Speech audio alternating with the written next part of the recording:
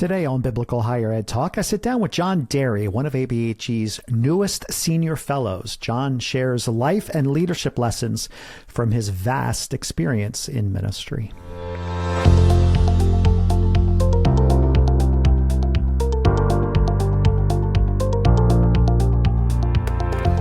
Thank you for tuning in today. I'm your host, Philip Dearborn, president of ABHE.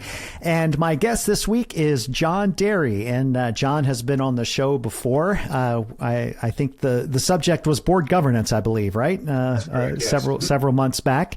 And so he's back again. And the reason why he's back again is that just several weeks ago, when we were gathered together in Orlando at our annual meeting, we named John a senior fellow along with two others, David Gyertson and Dan Campbell. And this is a series of 3 podcasts that you, as our listeners, will have a chance to meet each one of these individuals.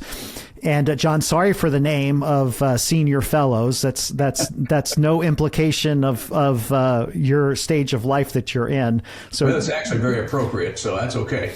Okay, so it's another way of saying you're old. Definitely. Yeah, I joked with David Gyertson on his episode that I've been talking to Dave. I want to change the name of that, senior fellow, for a number of different reasons, but it is what it is. You are a senior fellow right now. And so thankful for your engagement with ABHE. And if folks don't know, John has been really instrumental in working with ABHE through our board governance process. And we had received a grant through the Murdoch Charitable Trust. And John was kind of the quarterback in putting together all of the details, content, and just being that person to kind of take ownership of that project. Dave Metters kind of had it out of the gate, but John really stepped up. And so, John, thank you for doing that. We really do appreciate that. Our pleasure. Thank you. Yeah, and I think we're over 60 institutions, correct, that have participated, or 55 or somewhere in that range? Yes, plus the board governance community that we're got about 75 resources uploaded to that already too. Yeah. So if you're a listener and a member, the only way you can access us is if you're a member of ABHE. So shout out about ABHE membership.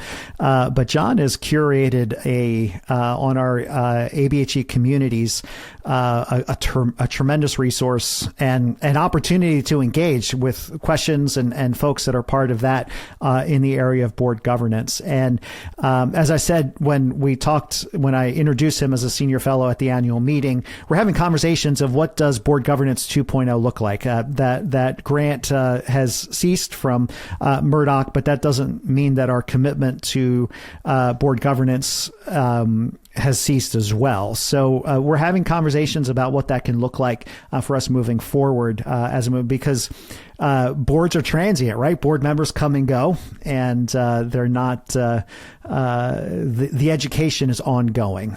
So John is playing a critical role in that process. Scripture reminds us of the wisdom that we can gain from those who have gone before us, and John has some experience serving as president at 2 institutions, as well as a variety of faculty positions and administrative positions throughout his career. So just like the other two with David Gyertson and Dan Campbell, kind of asking the same sorts of questions, and it's not necessarily topic related. What we want to do for you listeners is give you an opportunity to get to know them as leaders. And that's part of that gaining wisdom from people who have gone before us. So we're going to pull back the curtain a little bit on John's life and ask some probing questions. And he knows what those questions are, so no surprises. This is a no surprise podcast. But John, thank you for joining us on the show. Thank you for having me, Bill. Appreciate it very much. And by the way, I want to commend you on the great annual meeting this year. Mm-hmm. It was just wonderful. Looked like there were a lot more participants in the Wednesday forum this year than in the past as well, which ours went very well on board governance, and great meeting. Yeah, it was. We're just getting all kinds of great feedback, and one of our highest attended ones as well. In fact, we didn't do the students this year, and we didn't do the full on board governance training like we have in previous years. So if we had those two things, by far this would have been our largest annual meeting. So thank you for your engagement with that. It was a wonderful time. Sure. So let's start off. We'll ease into the probing questions. So the first question is just kind of your take. Your career has been biblical and Christian higher education. So what's your take on our sector today? What's working well? What's not working so well? Well, looking back over 50 years in Christian higher education, I really think this is the toughest time I've ever seen. And the way I described it at the ABHC meeting was we're in the midst of what I call the perfect storm. And we've all heard about the demographic cliff and increased competition and people questioning the value of higher education and the shrinking pool of prospects and no denominational loyalty and excessive regulation and rising operational cost. I mean, you could just go on and on. And I was watching a movie a while back. It was an old movie called The Perfect Storm. And I thought, that's exactly what we're in right now. And that was where there were these three weather fronts came together to create this terrible storm, and this fishing vessel perished in that storm. And as I thought about that, I thought one of three things happened to those guys. They either ignored the warning signs, or they underestimated the power of the storm, or they overestimated their ability to withstand it. And I thought, those three things are really where we're at today. Yeah. And I think that college administrators and trustees should not be guilty of any of those three things. And if you ignore what's going on around us, or think that you can withstand it because it's not that bad, I mean, it's all over every day, every week. You read about some school in the country closing. So it's tough right now, really tough. So rehearse those three things. Those are great words. So what are the three areas? They ignored the warning signs. Yep. They underestimated the power of the storm. Yep. Or they overestimated their ability to withstand it. Wow. And those are the three things that we might be guilty of today. So, wow, like you caught me off guard with that. I think we can do the rest of the episode on those three things, but I'll resist that. So those are the warning flags. What beacons of light are you seeing? As you've interacted with boards specifically, but in your broader context, are you seeing things that encourage you? Yeah, I think so. And one of the things is that people are realizing that business as usual isn't going to work anymore. And so right now we're seeing a lot of efforts to collaborate. And I can remember 15 years ago, we had a meeting of several of our colleges in the Christian church, trying to get them to collaborate.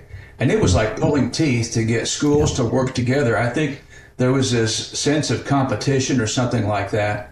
But I felt then that if we don't get over this competitiveness, we're going to become a victim of our own narrow-minded, closed-minded approach and competitiveness. And so we're seeing now people say, we've got to figure out ways to collaborate and partner together.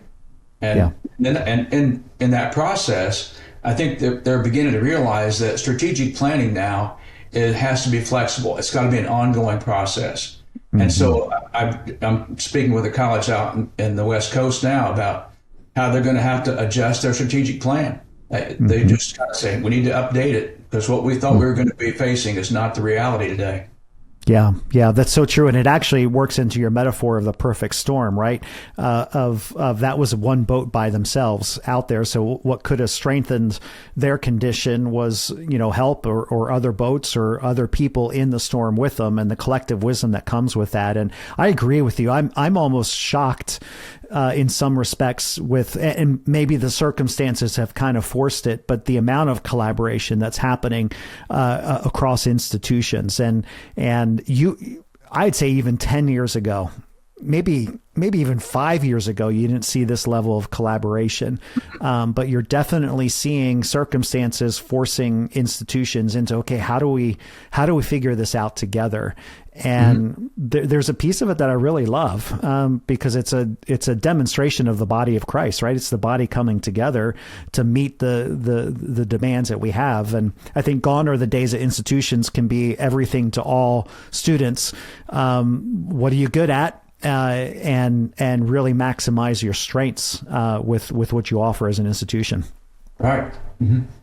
Yep. And that's what we call program prioritization. They've got to decide where we're going to put our resources. Yeah. Yep. Yep. I love that you mentioned strategic planning too, because that I'm a big fan of strategic planning, but strategic planning that works, not the plan that sits on the shelf. And Roger Parrott has really challenged my thinking on how we approach strategic planning.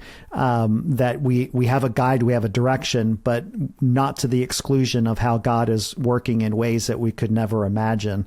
And that's your strategic plan adjusting. And it's a living, breathing. In fact, the strategic plan that we use for ABHE, it basically gets updated every year. We have these targets, but we did well in these areas. We thought we were going to pursue this, but instead we pursued this. And then that does recalibrate a direction, right? Yes. Mm-hmm. Yep. All right, so let's pull back the curtain a little bit. Let's drill down a little bit deep into John Derry. So start off real simple, real light. Tell us about a leadership mistake that you've made that you're willing to share. So what was it? What lessons did you learn? And any advice for leaders who make similar mistakes? Well, I've probably made many mistakes of which I'm not even aware. But that's a good question. And as I reflect on that, I think one of the things I probably look back on that I wish I had done was waiting too long to make a personnel change. Sometimes you have an individual in your organization that great person, you love them, they've got great personality and hardworking, but they're just not the right fit for that job. And so there's this ministerial aspect part of us that just doesn't want to make that disruption in their life. But I read the book by Henry Cloud, come out many years ago, called Necessary Endings. And sometimes you just have to do everyone a favor and make that call to make a change. And sometimes when it was almost ready to make the change, the person had another opportunity. So God kind of spared me having to go through that. But that's one thing that I look back on that I wish I had done. It's interesting. And I was smiling when you first said it because that's exactly what David Gyertsen said. Oh, really?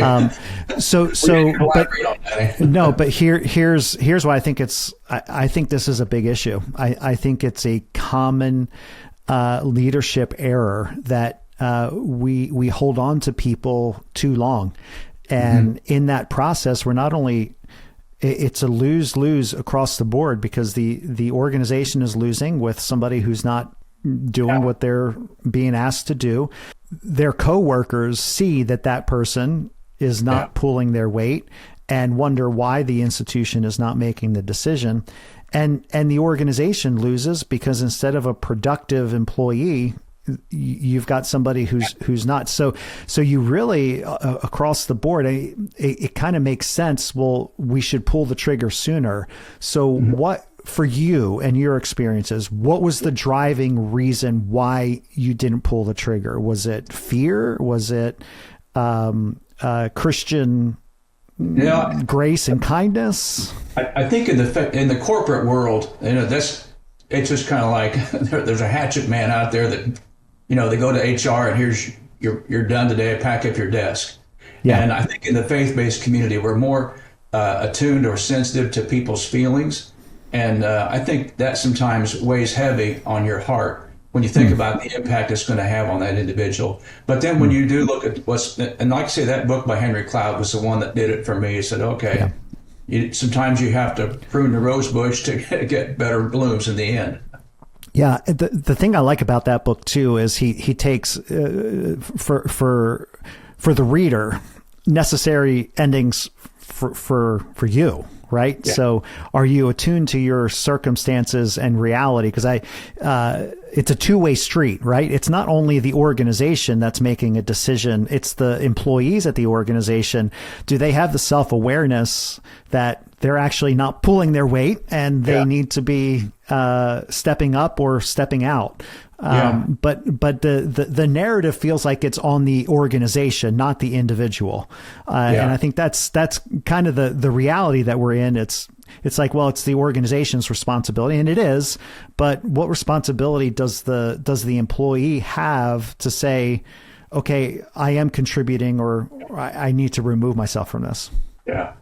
And I, we weathered those storms and made it through it, and as best as possible. But then there was kind of a second thing I reflected on that I thought, I wish I had done differently. Was I was always hesitant in fundraising, and as a college president, you just have to be. You're a fundraiser. You're kind of the front line person on that, and I wish I'd been more aggressive in that, because the president, who was a mentor of mine, was Marshall Leggett at Milligan University, and he's just a great friend of mine. I did his funeral a couple of years ago, and Marshall used to joke about he'd been a president so long that when he shook hands, he had his palm up, and he greet somebody, and he went on his tombstone. I want to have Luke 16:22, which says, "And the time came when the beggar died." Marshall would joke about that, but he really was a good fundraiser. And he was followed by two guys at Milligan, in Don Janes and Bill Greer, who just built on his foundation. And that was the key to turning things around at that school. Yeah. And, those 6 and 7 figure gifts, man, they're hard to come by. And I remember getting those and how you were so excited. But I also never tried to forget the small gifts. I was down in Beaumont, Texas one day, speaking at a church and raising money for the college, Dallas Christian College. And there was this little lady that walked out at the end of the service, and she handed me $2. And gave me that was her gift to Dallas Christian College. And it reminded me of the widow's mite. And so that may have been as much to her as some of those 6 and 7 figure gifts that we got. So fundraising is not easy. Sometimes you feel like you're guilty for asking people for money, but I wish I'd been more aggressive in doing that. Yeah. Well, and I like how you shared too the perspective of the gentleman that you mentioned, that you did the what was his name? Marshall Leggett. Yeah, Marshall Leggett. Where he took the awkwardness away, right? Like there's something about not making light of the situation, but in some respects being very honest that I'm here to ask for money, right? And I did a podcast several weeks ago with Terry Mundy, and he is so natural at disarming the situation where he has absolutely no problem asking, and it's not like he's prideful about it, but he knows people want to give. Like that's the thing that you don't realize, that people actually do want to give. And so now the question becomes, do you have something that they're equally passionate about, that they are willing to give up their funds in order to support? Right. And that's great. So was it for you? Was fundraising always something that was awkward throughout your career, or did you find yourself getting into a bit of a rhythm? Always. I mean, I did it, but it was never one. I always envied those people who were so comfortable about it. And so it's one of those kind of things, like I did it because I knew I needed to, but I just never found my sweet spot, I guess you could say, where you say, it just comes natural to me. But I always admire the people who had that quality. So when you don't have that, you've also got to make sure you've got people in your development or advancement department who can help build you up and encourage you to make those tasks. I was just going to ask, how did you compensate for that? So you were aware that was a leadership weakness. Yeah. So as a result, you built yourself around you individuals and systems and structures that supported you in that process. Oh, absolutely. And it was always about relationship. I mean, the person you're going to ask for those really large gifts, you just don't show up cold. It's always about building a relationship. And so, I did all the stuff you needed to do and make the contacts and take them poinsettias at Christmas time and take them, go dinner with them and visit them, all those kind of, Which I think there's a good leadership lesson here too, that I have often referred to it as the romance of leadership. Young in my leadership journey, I looked ahead at senior leaders and desired that. But what I was looking at, or what perhaps I desired, were the highlight reels of leadership, and drawn to what comes with leadership without realizing that, boy, that's like the tip of the iceberg, right? That the leadership is so much more than just those highlight reels. There are elements to it that you don't enjoy, that quite frankly don't give you energy. That doesn't mean you shouldn't do them. You actually have to step up and do them. So we're going to now go from a light subject of all of the mistakes that you've made to now talk about something that it breaks my heart that it feels like every week we're hearing of another ministry leader, a pastor, a college leader, a ministry leader who has failed morally, and not just sexually. That's kind of where our mind goes, but all kinds of failures, financial mismanagement or pride or certain levels of abuse. For you personally, what are some of the very practical safeguards that you put in place in your personal life to avoid moral failure? This month, my wife and I just celebrated 55 years of marriage. And we've had, she's been my partner from the beginning in every ministry I've ever had. And I would have to say, I really don't think I'd be able to have been the places I've been and done the things I did without her support. She's just been great helpmate and things like that, and the commitment we had to one another. And you've had disagreements along the way and things, but I think it's that healthy relationship in a marriage. You'll have your arguments, things like that, but you smooth those things out and you move on, and you know that this is a lifetime commitment I've made to this person. So in that respect, I think it's critical. Here within the Dallas area in the last few years, there just have been a number of Christian leaders who have resigned over alleged moral failure. And I don't know all the details about what happened and everything. Some have been made public and some have been more private. I think one of the things that happens is stress can lead people to make bad decisions. And if you don't manage the stress that you have, then in a moment of weakness, Satan will take advantage of that. And you just make a bad choice, a bad decision, and it will follow you maybe for the rest of your life when you do that. So personally, I never allowed myself to be in a compromising situation or the appearance of one. I didn't even hug people much. I mean, it was very rare if I hugged anybody. So I didn't want to give people the wrong impression because I was always mindful that people are watching you, and you need to think about the impact on your family and the organization if you go down that path. So I just think it was that constant awareness that of commitment to your spouse and the impact it's going to have, and avoiding those kind of things.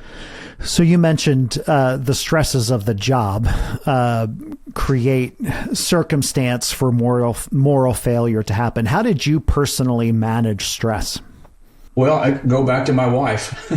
Okay. Some people have an outlet, a person they can confide in, but she was the one that I would help me manage that stress and work through it and things. And she listened to me complain about things, and I probably shouldn't have unloaded as much on her as I did over the years, but she was there for me. And so, but I think the one thing I really didn't do well was what we talk about self-care.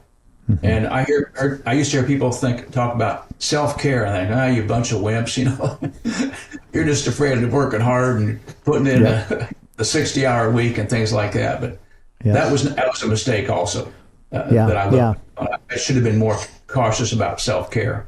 Yeah. So a couple things. I resonate with, it kind of starts in your home and it starts in your marriage relationship. I would say, and I've often shared about this, my best friend is Amy, my wife. There's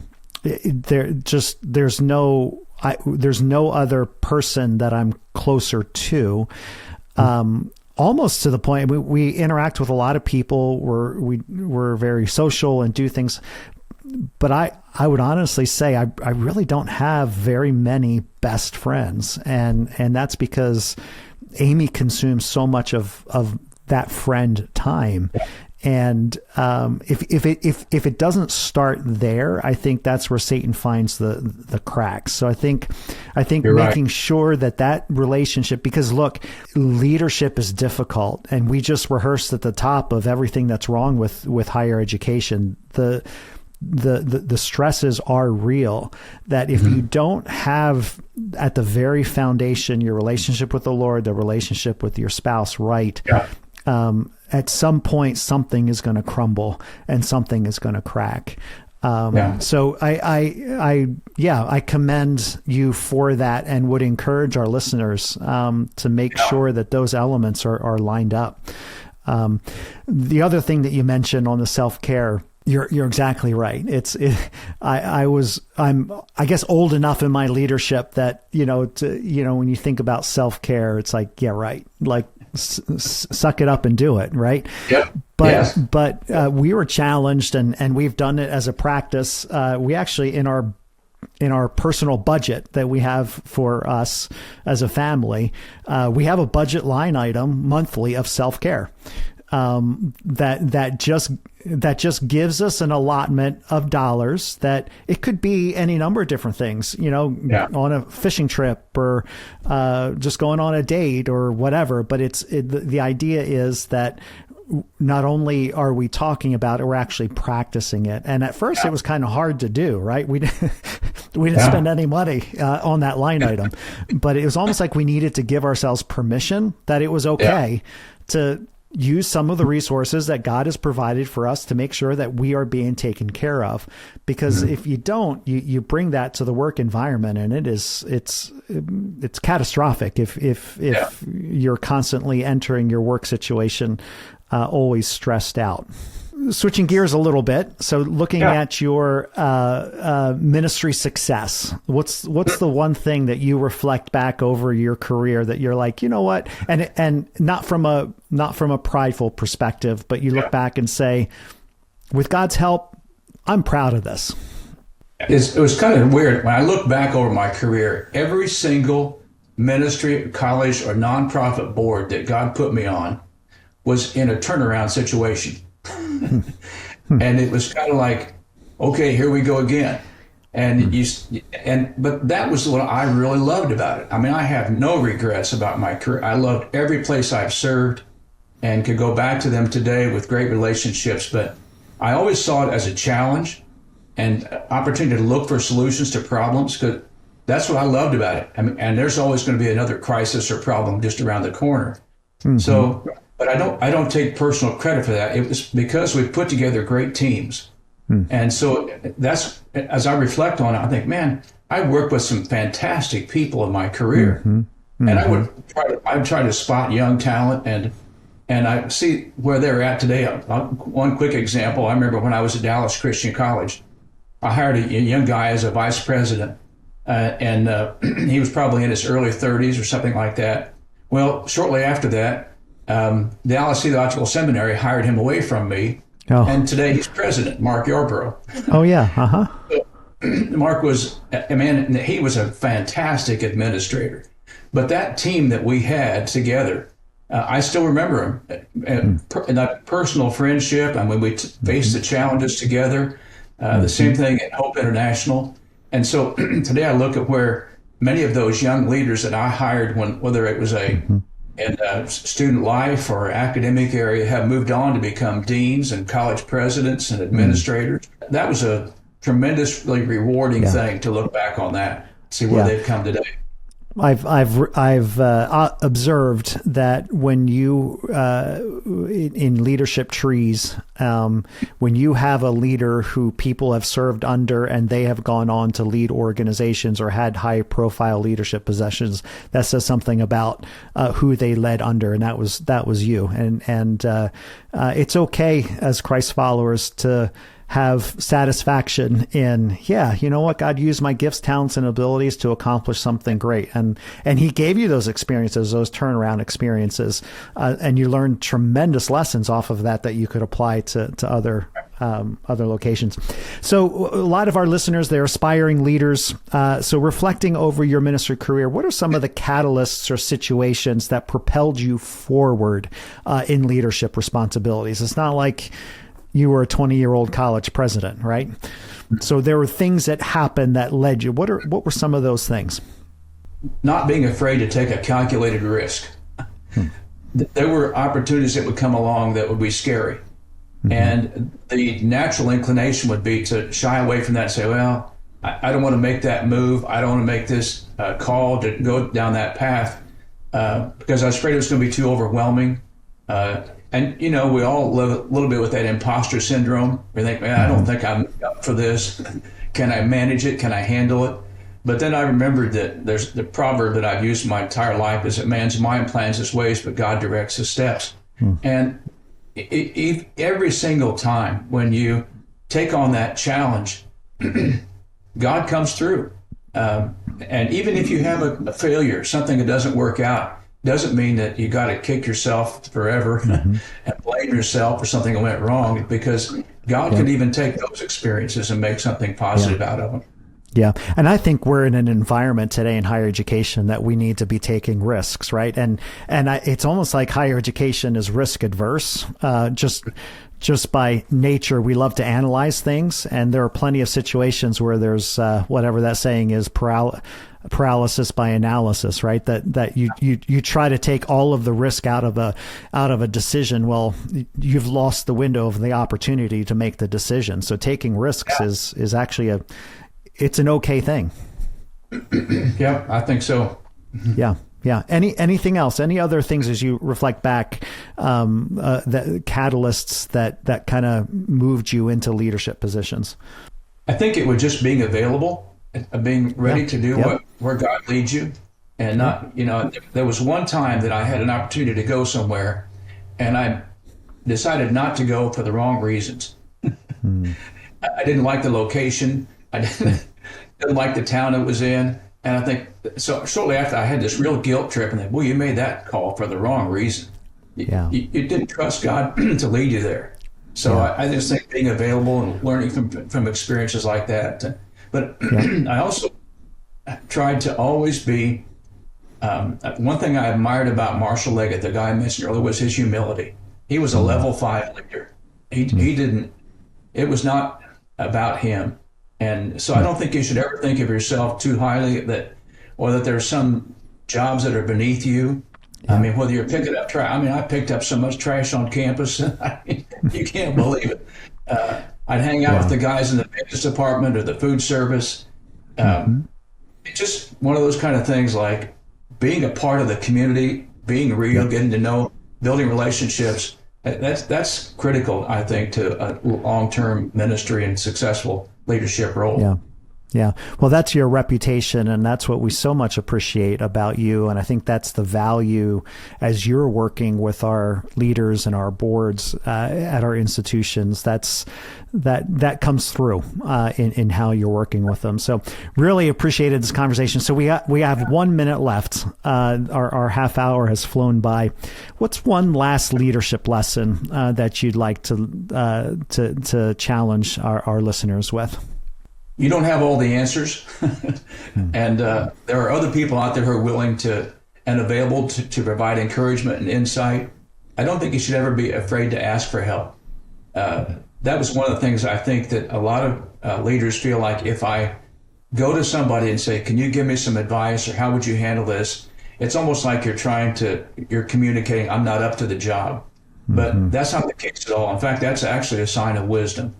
And so I hope that your listeners will reach out to all the senior fellows, whatever you decide to call them, and say, hey, you guys have got a wealth of experience, and you're willing to share that. So people ought to contact them, sending them an email, say, hey, how would you do about this situation? Because we're more than willing to share that insight and encouragement. Yeah. Yeah. Well, I appreciate you saying that, and you're exactly right. That's why we have this category of individuals, and these are people who have been in the trenches and have come out successful on the other side. They still have a relationship with their spouse. They are still healthy. They have navigated difficulties and come out on the other side of it. And you're exactly right. And I would encourage any listener. We would love to put you in contact with any one of our senior fellows. If you're wrestling through a particular issue or just general, you just want to pick somebody's brain in leadership, John as well as Dan and David, who we just named, along with our 14 other senior fellows, are available. And that's kind of one of the things that we ask them to be, is available to help with those who are in the trenches of leadership. So John, thank you so much for sharing your wisdom and your experiences with us today. Thank you. It's my pleasure, Philip, and wish you all the best. Have a great day. Thank you. Thank you. Thank you. So until next time, stay kingdom focused. The Biblical Higher Ed Talk podcast is proud to be a part of the Higher Ed Marketer Podcast Network. Discover even more conversations, resources, and tools to help you grow your institution at thehigheredmarketer.com, your go-to community for all things higher ed marketing and leadership.